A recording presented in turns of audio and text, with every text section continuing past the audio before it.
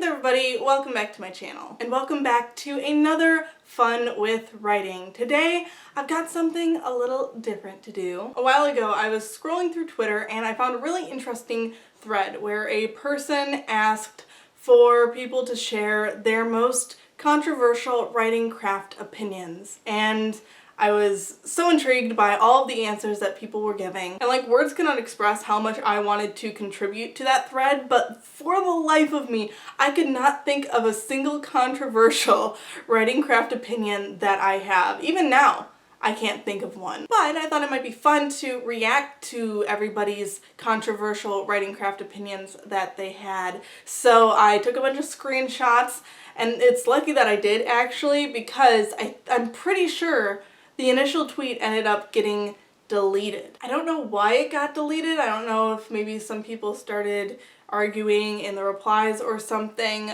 but just in case, I am going to be showing the tweets on the screen, but I'm going to be blocking out everybody's name and any identifying things just so that the person who initially started the thread, you know, it can't be traced back to them just in case they don't want it to be. But yeah, I just thought everybody's answers were so cool and like I needed to react to them. So here we are. So with all of that said, let's get into it because I'm really excited for this video. So the initial tweet read, "Give me your controversial writing craft opinions," with like an evil smiley face. And the very first response that I am going to react to is the one that actually ended up putting this tweet on my timeline because the person who responded retweeted it, and they said, "It's perfectly fine to have lines that will go over some people's heads. Not everything has to be spelled out. If you understand every single line in a book, then you've probably outgrown it." So I think I kind of half agree and half disagree with this opinion. I agree with the part that says that it's okay for some lines to go over certain readers' heads. I think that's just kind of inevitable because, I mean, if everybody wrote for the same type of audience or readership, books would be pretty damn boring. It's just kind of the nature of the beast that some lines in young adult fiction might go over the heads of middle grade readers, or some lines in adult fiction might go over the heads of young adult readers. Sometimes lines in literary fiction will go over the heads of readers who tend to gravitate toward commercial fiction. I mean, I will be honest, about every other line in classic literature goes over my head, and I still love it. So it's not like a line or two going over your head every once in a while is going to necessarily impede your enjoyment of the story. But on the other hand, going along with this train of thought, if you are writing a book, you need to make sure that you're keeping your target audience in mind and that you're not writing too far over their heads. Again, a line or two that goes over their heads is fine. It'll help them grow in the long run, but if every line does, then maybe you're not writing for the correct audience. And then the part I really disagree with is the part where she said that if lines aren't going over your head, then you might have outgrown that story. And I mean, I disagree with this because obviously middle grade books and young adult books really aren't going to have very many lines that are going over my head. I mean, I'm 25 years old, but I still love them. I enjoy reading them, so I don't feel like I've outgrown them. Maybe, yes, I'm not the target audience anymore, but that doesn't mean I can't enjoy it. And I'm not saying that that's what this person was saying. I don't entirely know exactly what they meant when they said you might have outgrown it, but to me personally, I don't think you could ever really outgrow books. The next controversial opinion we have comes from the originator of this thread, and they said, "You probably don't need that third, fourth, or fifth POV." Again, I'd say I sort of agree and sort of disagree with this one because, for sure, some people use way too many point of views in their story, especially newer writers. I think they feel like they need to get every corner of their story told, and they feel like if they don't follow a ton of different point of views, then they'll never get it all. But sometimes it's better to leave things a little ambiguous and to only follow one character so that there can be mystery and surprise that maybe you wouldn't get if you're showing every aspect of the story from all of these different points of view. However, there are some times when a lot of point of views actually help the story. You know, there was Karen M. McManus's One of Us is Lying. She followed, I think it was all 4 of the suspects who, you know, might have committed murder. And I think following all 4 of those points of view really added to the story, because it almost increased that element of mystery, because all of them seemed innocent and you were like, who could possibly be the murderer? And it almost made you question your own sanity, because you're like, am I getting attached to a murderer? Like, what is happening? What's going on? And so, yeah, I'd argue that that really worked for that book. So I think it all just really depends on the story and what the story requires to be told to its fullest potential. But also still, definitely, yes, some people might use way too many points of view and it can muddle the story and make it worse. Next, we have adverbs are not a bad thing. Let a writer quickly set the mood sometimes. I definitely agree with this opinion. I actually made a video called Making Bad Writing Advice Good. I'll link it up there in the cards. And in it I talked about stuff like this. I don't know if I talked about adverbs exactly, I can't remember, but definitely the gist of that video was that everything in moderation. Good writing advice isn't hard and fast rules, like never use adverbs. It is know when it is appropriate to use adverbs and know when maybe you should steer clear of them and use them in moderation. Don't just put them everywhere in your story. So yeah, I totally agree with this opinion. Another controversial opinion we have is characters can be evil for the sake of being evil rather than because of some traumatic experience. And you know, I don't know if I agree with this opinion, because no human being just comes out of the womb like, mwahaha, I am evil now. Like, there's a reason that they form the beliefs they do that eventually turn them into an evil person. Now, I will agree with the sentiment that it doesn't have to be a traumatic experience that makes them a bad person. You know, maybe they were just too privileged almost and it just turned them into a rotten human being. Like, that's a possibility too.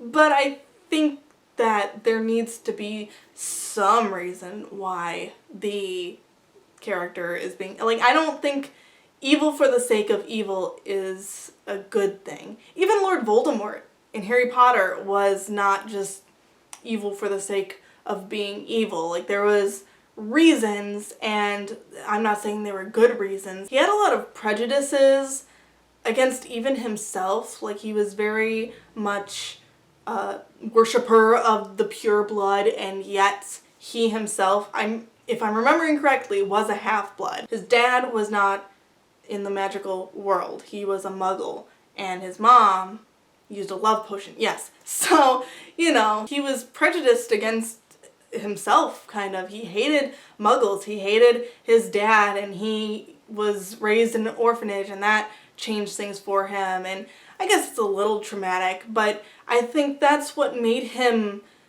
scarier almost. When a character is just evil for evil's sake, to me at least, in my opinion, I feel like they're almost less scary because they just seem absurdly cartoonish and like they couldn't exist in real life. And for me, characters where you can almost see their logic or see how they came to be the person they are, that's scarier because it makes you realize that person could come to exist in this world. If somebody in real life grew up the way they did, went through the things they did, or had the beliefs they do, they could turn into this big, bad, scary, horrible person. And to me at least, that makes them feel more intimidating than somebody who just sprouted from the earth and was like, aha, I am here and I am evil now. Okay, this next controversial opinion is really interesting to me. It says, there's no such thing as purple prose. What people are objecting to is description that lacks voice. So right off the bat, I'm going to admit that I get so confused by the concept of purple prose because my mind equates purple prose to literary fiction. I know people who write and enjoy literary fiction are going to be like, no, Leighton, that's not true. It's not the same thing. But to me, it's all the same. It's all just, I'm not trying to be mean, but this is gonna come off as mean and I'm so sorry. But to me, it all just kind of reads as pretentious. I'm sorry, it's totally valid if you like literary fiction. I am not here to shit on you and your preferences. But to me personally, I cannot enjoy literary fiction because it just sounds like the writer is almost trying too hard. And so when people talk about purple prose and they describe it as like, oh, this person was being overly descriptive and using too many big words and stuff like that, I'm like, yeah, but that's kind of all literary fiction, isn't it? So, I'm sorry. I'm so sorry, but yeah. So somebody who actually enjoys literary fiction and also who has a better grasp of what purple prose is, leave your personal opinion about this person's opinion in the comments section. Let me know kind of how you take this person's opinion. Do you think they're right that purple prose is just prose without a voice or description without voice? Or do you disagree? Like, what is your opinion, your personal thoughts on what purple prose is and why people do or don't like it? And, you know, what do you think about my opinion about all literary fiction being like purple prose? Like, yell at me in the comments if you want. That's fine. I mean, be nice about it. I'm very fragile. My ego is small and my feelings are easily crushed. But, you know, let me know what you think about it. Okay, so this next person's controversial writing opinion is that synopses are no big deal, actually. For this one, I think it depends on the type of story. Because for a QK rom-com novel, when I started querying it, I really didn't have much of a problem writing the synopsis. It was actually pretty easy to condense that story down to one page, but when I was querying the Caspian Chronicles, the first book in that series, I had such a hard time condensing that story down into one page. Like, it was practically impossible. And I think that really has to do with content of the story, because for QK rom-com novel, the romance is the main crux of the story, and so I just kind of had to describe the romance, and the B-plots and stuff weren't really that important, so I didn't have to go too far into those, so it was easy to summarize. But then for the Caspian Chronicles, it has a really complex magic system, so I felt the need to at least kind of explain how that worked, because it had a lot to do with the plot of the story, and then there were a lot of characters that were actually, you know, important main characters that needed to be named, and I needed to describe what they were doing in the story. It was just so difficult. So yeah, I think it just kind of depends on the type of story, because even with clone novel that I'm working on right now, I think if I ever had to query that, I'd have a pretty easy time writing the synopsis for it, because it would just be the mystery. I would just have to describe the mystery, and all of the other subplots really wouldn't have to be included, because that's not what a synopsis is. But for something like Space Pirates, you know, that story that I wrote that I just did the zero draft and then I never revised it.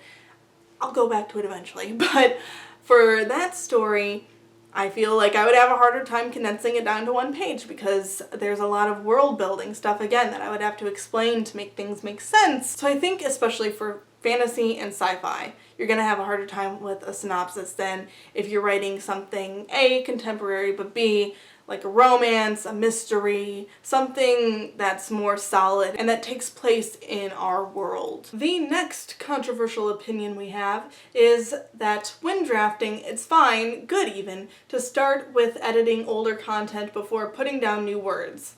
And then the person said, not sure if this is super controversial, but I have seen lots of caution against it that doesn't really resonate with me. I think this is all just about a person's own writing process. I think different things work for different people. I used to revise as I went, but personally for me, I found that that didn't work as well as just getting down the zero draft and then going back and revising it all at once to get it to first draft quality. I mean, when I was zero drafting, I would go back and reread some of what I had written the day before just so I could refresh my memory about where I was at, but I found that editing as I went was almost kind of pointless. Even with my outlines, I tend to discover a lot of new things about the story as I'm writing.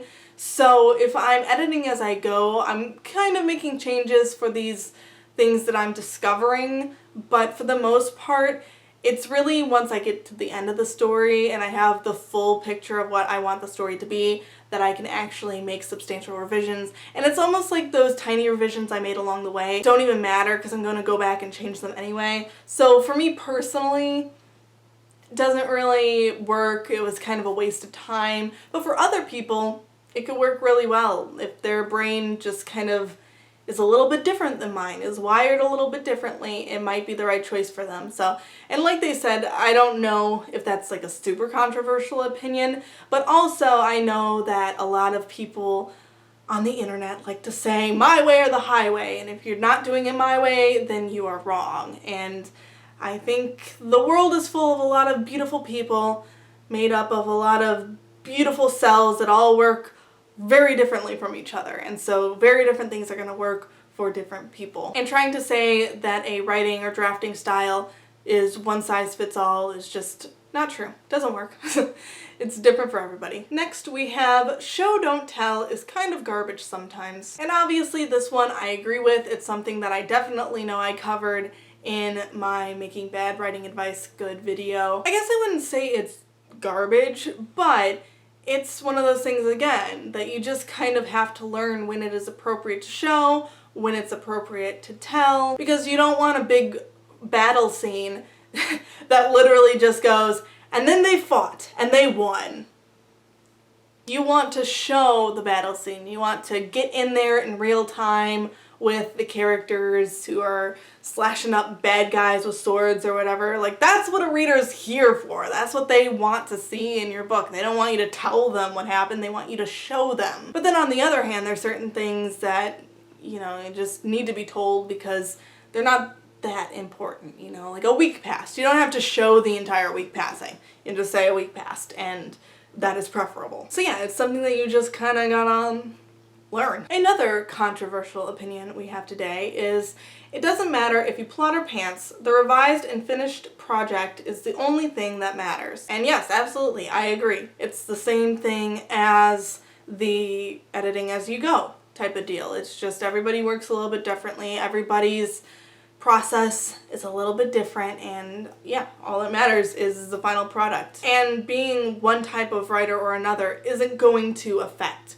your final well, it will kind of, but it's not going to affect the quality. There's a lot of different things that affect the quality, and if you're a plotter or a pantser is not one of them. But I will say that a plotter might end up with a different type of story than a pantser, just because I follow a pantser on Twitter, and I'm more of a plotter now. And so my stories tend, first of all, I'm also an underwriter, but my stories tend to be really short and concise, and I don't tend to change too much about the story in the end, whereas this pantser, she just goes.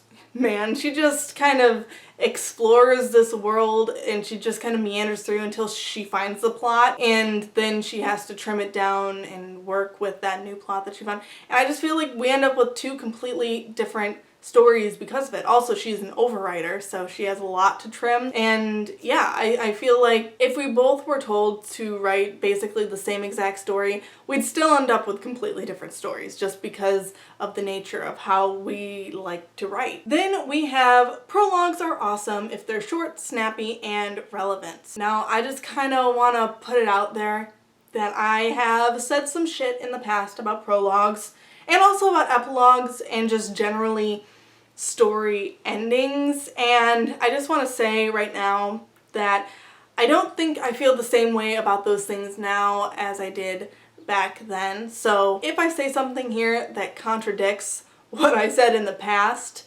just know it's because my opinions about these things are changing as I'm growing as a writer. So yeah, I think in the past I kind of warned against using prologues in your story, and I talked about maybe making the prologue the first chapter instead, kind of like J.K. Rowling did in the first Harry Potter book. But in that video, or in, I don't know if there was multiple videos, it was at least one, in that video I was really just kind of regurgitating advice that I'd been given about prologues, because it is true that there are some people in the publishing industry who kind of have a prejudice against prologues. They don't like them, and so it could technically possibly affect your ability to get a certain agent or a certain publisher to publish your book, just kind of depending on taste. But also there might be some agents who love prologues and publishers who love prologues, you know? So I'm much less anti-prologue now, and in fact, if I ever end up writing my adult sci-fi novel, like that one has a prologue because there's a character whose point of view I want right away because I want to introduce that character, but I also don't want to use her point of view ever again. So it works better to just introduce her in a prologue and then have the rest of the story told from the point of view of the other characters who I actually want to follow. So I guess my personal opinion about prologues is just that don't use them just to use them. Use them if they actually make sense for your story, if they actually fit, and like this person said, if they're short and they're snappy and they're relevant to the story you're trying to tell. Okay, now we have somebody who has a lot of controversial opinions. They just kind of went boom, boom, boom. So we're gonna read them all. Some of them are ones that I've already covered, but we're just gonna read them all because why not? So, prologues are fine. Show don't tell is not a one-size-fits-all rule. Said is fine. Opening a book with weather is fine. Oh, also, first person present takes extreme care and extreme caution, and a lot of people should just be writing third. So let's just take this one by one. First, prologues are fine. I agree, just as long as it makes sense to be including a prologue. And don't info dump in your prologue, or don't world dump. You know, that's not what the prologue is for. You need to sprinkle that stuff throughout your story. Then, show don't tell is not a one-size-fits-all rule. Completely agree. We already talked about that. Said is fine. This one is interesting to me because I assume they mean like the dialogue tag said is fine. And whenever I have heard writing craft advice about dialogue tags, I've always heard people encouraging writers to use say and said instead of exclaimed or questioned, because those types of dialogue tags can get a little bit distracting to a reader. You know, if they're reading dialogue and every other sentence is followed by he exclaimed, he growled, he questioned, he murmured, like people start to go, okay, you kind of almost want most dialogue tags to be invisible, and so say and said is actually more preferable for that. That's the advice I've always heard, so it's interesting to me that this person seems to think that using the word said is not generally accepted.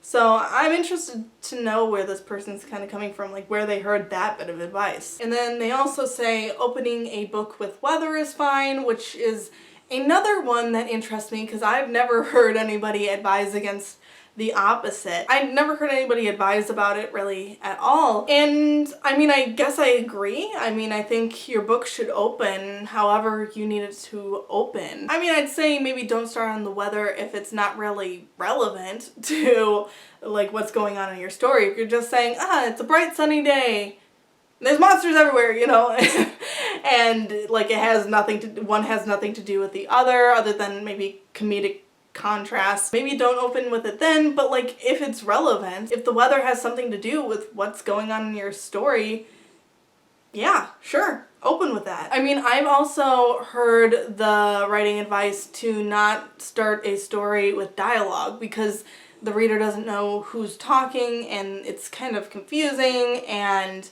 they aren't connected to the characters yet, so the dialogue doesn't really matter to them. But I started Clone Novel with dialogue, and I'm really happy with it. I think it works really well. It kind of sets the tone of my story because it starts with two characters talking back and forth, and I don't use any dialogue tags. I don't explain who's talking, and yet I think it's pretty clear who's talking and what the dynamic is between these two characters, and I think it's a pretty strong opening to my story. I mean, obviously when I give it to my readers, they'll tell me if they also think it's a strong opening, but me personally, it's an opening I'm pretty proud of. So yeah, just open your story however the hell you need to open your story to tell the best story, you can. How many times am I going to say story in this sentence? Jeez Louise. And then the opinion about first person present tense taking extreme care and extreme caution and how most people should be writing in third person.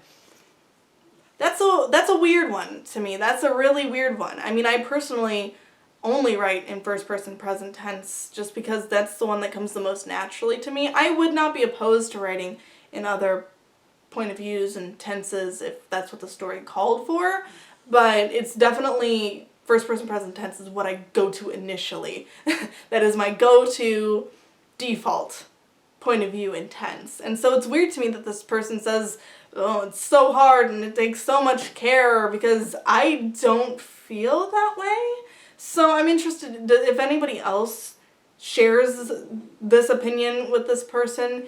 Explain to me a little bit more in the comments why you think this is. I don't know, to me third person is hard and I hate past tense. What I like, I guess, is feeling like I'm in the character's head, like I am the character. I don't like watching them from a distance and directing them like they're pieces on a chessboard or actors on a stage. I like to get in the character's head and feel like I'm controlling them. I've taken over their brain and I'm in charge now, but I still have their thoughts and emotions and I know how they would react to certain things. I don't know, that's just, for me, almost makes writing more fun, but I really don't think it's that hard and takes that much extreme care. Like, maybe voice is the only thing that's difficult about it, but yeah, I don't think, I mean, and maybe that's just me, I don't know, but I don't think it's that difficult. The next controversial opinion we have, there's two of them. 1, there are no rules. Every example of bad writing can be done well. And then 2, this goes double for purple prose. It's not always bad, it's just a style some don't like. So I pretty much agree with the sentiment that there are no rules. I think rules are really there for beginning writers to help them learn how to tell a story and tell it well. And then once they have a grasp on the rules, that's when you can break them. Like, it's that old saying that you can't break the rules until you know the rules. So you have to learn the rules first and then you can break them. But also, you don't want to break too many at once or else you can get a clusterfuck. For example, I'm pretty sure I've told this story before, so I'll just kind of summarize it, but I was tutoring creative writing students one semester when I was at college, and I had this student who ended up breaking my rules that I set for him. Us tutors, we had certain guidelines that we needed to hold our students to so that they could learn how to write. So there was the rule that they needed to start in the action of their scene, and that was so that the younger, newer writers would not get bored of what they were writing. Because, you know, when you start with description or setting the scene, it gets boring and then you lose interest and then you stop writing, especially when you're new to the whole writing thing. So that was one rule, and then the other rule was that in the scene that the student was writing, there needed to be 2 characters and they needed to interact in some way. And so my sweet little pupil went, I'm going to write a scene where nothing happens and there are 2 characters, but they never interact. And he was actually a film major. So what he was trying to do was he had seen a film where the director had kind of done something similar where he, like, literally nothing had happened in his film and it was supposed to be a metaphor for something. I don't know. That's the kind of pretentious shit I am not here for, but apparently my tiny little freshman pupil thought it was a great idea. And he tried it and he failed and he hated it. He was like, this was the most boring thing I've ever written. Like, I did not have fun writing this. And I was like, well, no shit, Sherlock. Like, you literally broke every rule I gave you and we have those rules for a reason. And I feel like it's the same with just general writing craft rules. They're there to help newer writers learn how to write. And then once you're a more established writer, you know more, you're more advanced, then you can start breaking the rules here and there. And, you know, I think maybe a more experienced writer could have done something with that idea that he had about a story where nothing happens.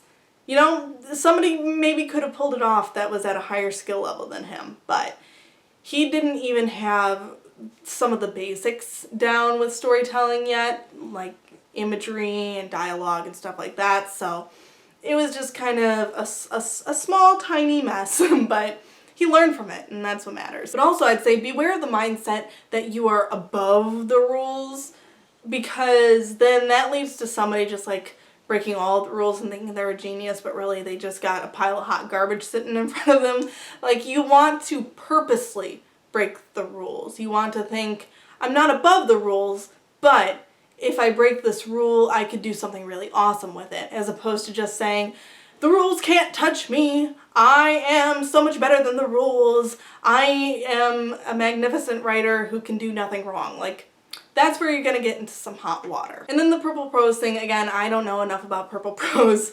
to be able to agree or disagree with that, but you know, they said it's just a writing style that some people don't like, and maybe that's me.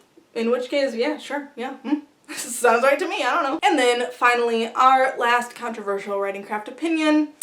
This person says, I heard an agent say once that everyone loves anti-heroes until you have to sell one, and it really resonated with me. Give me a hope-filled cinnamon bun MC over a snarky badass any day. I'm gonna say, I disagree. I'm sorry, I just love my snarky badass MCs way too much to ever give them up. So, yeah, I mean, I do write cinnamon buns. You know what I do? I make the girls and women in my books snarky badasses, and I make the men cinnamon buns. And I don't know if it's just subconsciously swapping gender roles just appeals to me. I don't know, but yeah, I think also it is because, especially when I write, I like these characters to be that way when I read them too, but especially when I write, I think it's a little bit of wish fulfillment. I make the female characters the type of people that I wish I could be. I want to be more witty. I want to be more of a badass and stand up for myself more. And, you know, I make characters a lot worse people than I am. I guess I kind of hold myself to really high standards, which isn't a bad thing, but sometimes it's fun to play with characters who aren't such a goody two-shoes, who do break the rules sometimes and get in trouble. It's just more fun to explore those kinds of girls and women. And then for guys, yeah, I like to, I guess, subvert expectations and make them softer and more likable. Even the ones who have a rough exterior or hide behind snark, like deep down, they're big softies, and that's what I like. Whereas I'm more likely to make women morally gray just because I'm like, yes, be the horrible person I don't allow myself to be. So I guess in conclusion, I half agree and half disagree with that opinion, which is kind of the theme for this whole video. I just ended up half agreeing and half disagreeing with almost every opinion because I'm just the kind of person who can see both sides of an argument. So those were all of the controversial writing craft opinions, and I want to make it clear that even when I disagreed with those opinions, I'm not saying that they're wrong, because it's an opinion. An opinion can't be wrong. An opinion is just what you think and what you prefer, and so some things I agreed with and some things I didn't. But yeah, I hope you enjoyed this video. If you did, please make sure to like, comment, subscribe, all that jazz. Also, a friendly reminder, I do have a Patreon. It has one single tier, the $1 or more tier, where you get a lot of really cool perks just for donating $1 a month. So if you're interested in checking that out, link is in the description. And finally, I hope you have a beautiful day, and I'll see you next time. Bye!